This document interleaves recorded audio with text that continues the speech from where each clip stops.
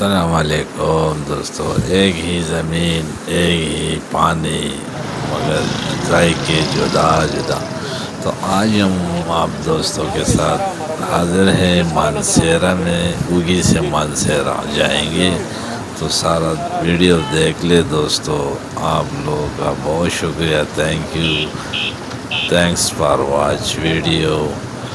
آپ لوگ دوستوں کے ساتھ بھی شیئر کریں، بہت زبردست پیارا ویڈیو ہے، اور ہم نے آپ لوگوں کو یہ سارا سفر دکھانا ہے، داسو سے لے کے اسلام آباد تک سارا ویڈیو دکھائیں گے انشاءاللہ۔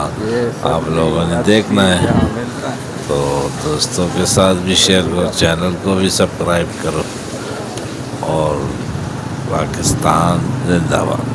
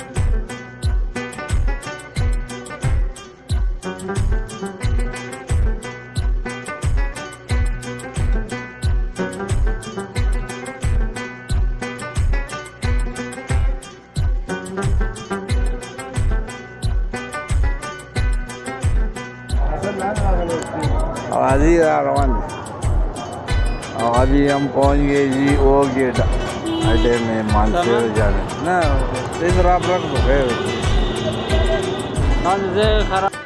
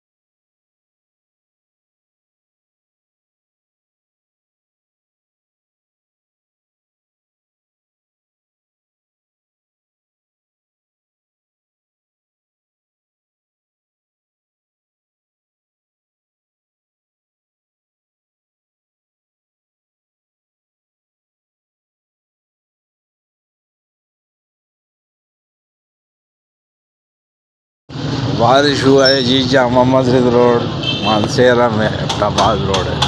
یہ جو پانی کھڑا ہوتا ہے نا اس کی مثال یہ بنایا گیا. سارے بارش کا پانی جگہ جگہ پہ کھڑا ہے.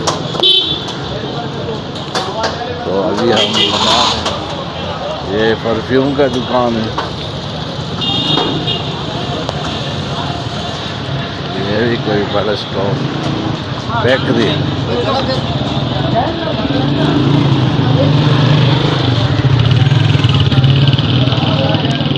میڈیکل اسٹور.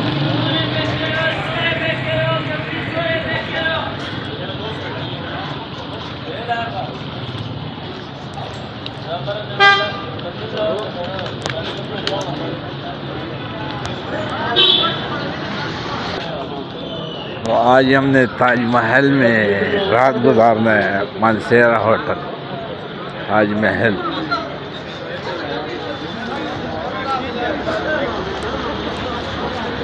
یہ ہے جی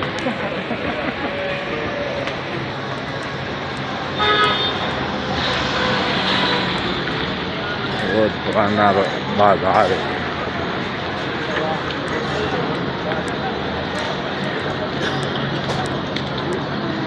ہے کہاں تھا لیکن